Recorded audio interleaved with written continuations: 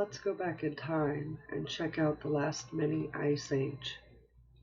So what is that? It's the time period between 1300 and 1850 where we were at a climatic minimum. In the 13th century, pack ice began advancing southwards in the North Atlantic, as well as glaciers in Greenland.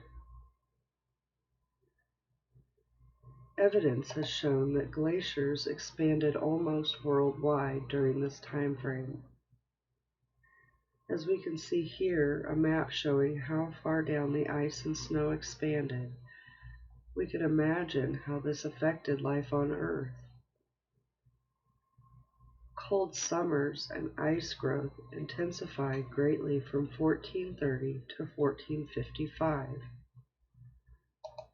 We can see now why people dressed in layers, as we see here some different examples of the attire worn.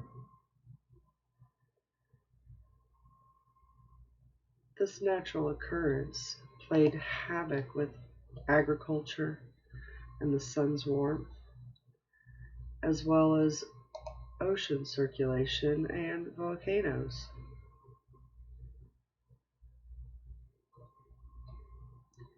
As summers become more unreliable in Europe and North America, they began to experience famines.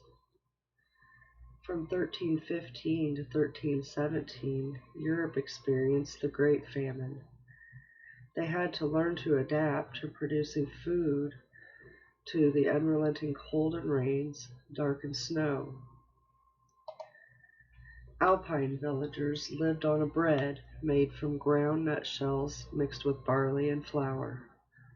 This is just one example. Loss of life rose dramatically during these times, for less food and more illnesses were occurring. The effects recorded from the ocean circulation being messed up are due to thermohaline circulation.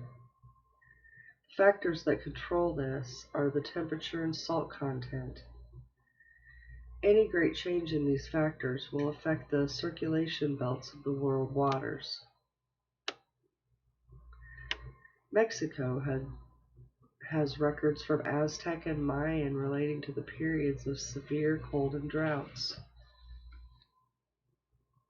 In South Africa, sediment cores showed colder conditions between 1570 and 1820. A 3,000-year temperature reconstruction method based on the rate of stalagmite growth in caves in South America also backed the cold periods from 1500s to 1800s. Sea level data for the Pacific Islands suggests that sea level in the region fell in two stages. Once in 1270 and again in 1475. This was due to a 1.5 Celsius degree drop in temperatures, which was determined from the oxygen isotope analysis. This led to the increase in the La Nina frequency, the most intense occurring in the southern oscillation activity in the mid-17th century.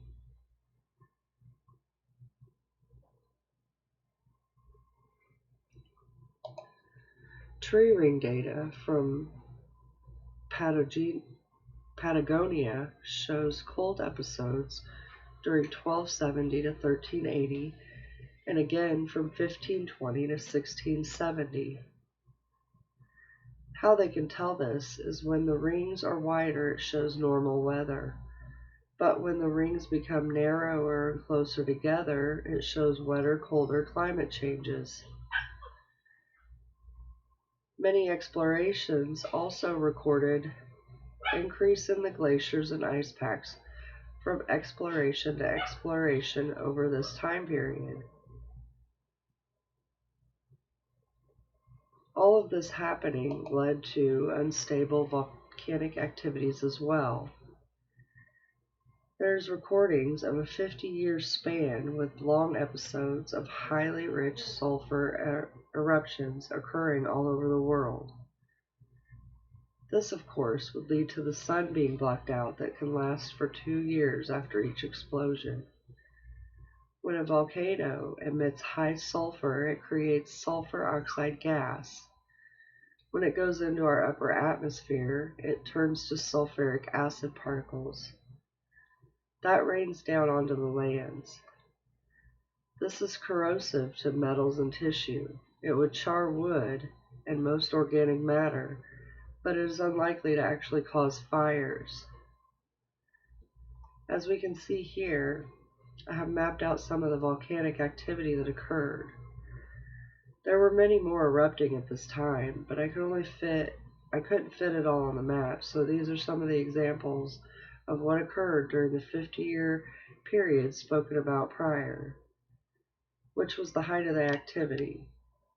However, these eruptions actually went on from the mid-1200s through the 1816s, the entire 400-year span of the mini ice age.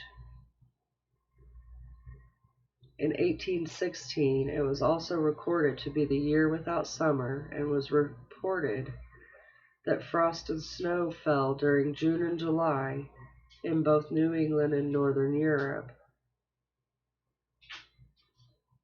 So, the last effect I would like to discuss on this occurrence is the witch trials. The beginning of this began in the 1380s, just as the ice began. European populations began to link magic and weather making. The victims were being accused for the climate decline. The witch hunts began in the 1430s, and by 1480s it was widely accepted that witches should be held accountable for the poor weather, livestock losses, epidemics, cows that gave too little milk, late frosts that lasted and lasted, and unknown diseases. Basically, as the temps dropped, the witch trials rose.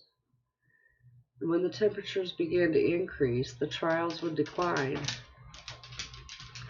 Although not everyone agreed with this, and the argument wasn't whether they existed, but rather could they control the weather. But by the height of the hunts and trials, most agreed that the witches could control natural forces, and they paid for it with their lives. So, on that note, I'll wrap up this information on the Little Ice Age and the effects of it. Thank you.